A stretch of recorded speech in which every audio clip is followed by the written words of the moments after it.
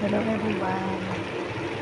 Ayan, nagluto po tayo ng magluba. Dito na po sa inyo pinakita kung paano yung pag-proseso niya. Basta dinisa po siya sa sabawang sibuyas at kamatis at sili. Kung sa Pilipino is lawa.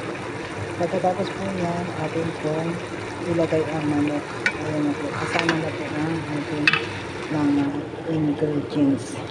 Ayan po. Papakuloyin lang po natin yan. Tapos, balik po ang lutong ito ay magluba. Mamaya ipapakita ko din po sa inyo ang mga sangkap na mga kasama sa magluba.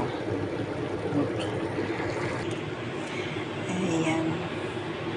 Ayan po ulit ang ating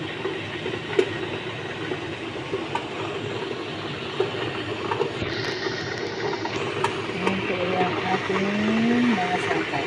Ayan po, meron po tayong carrot, potato, at saka tomato, at onion.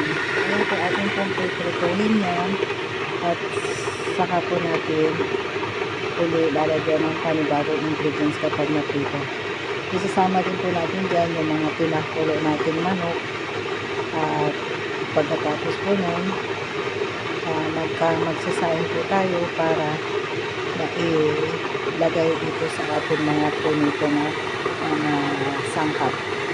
Kasi po ang nangyari po niyan, yun na po, pag nakapag-sain na po tayo, atin pong ano lang ating kanin. Ang una pong ilalagay natin sa kaldero ay ang ating kanin. Sumunod po ito, sa gitna po ito ng ating kanin, kasama ang ating manok at ang lahat ng ito na sangkap. Tapos po na, pagkatapos po nyo, pag nilagay na po yung kanin, ay ang mga sangkap, ilalagay na po ulit natin ang ating kanin. Ayan po ang ating sinasabing magluba na pagkain ng Arabic. Ayan, thank you for watching guys. God bless.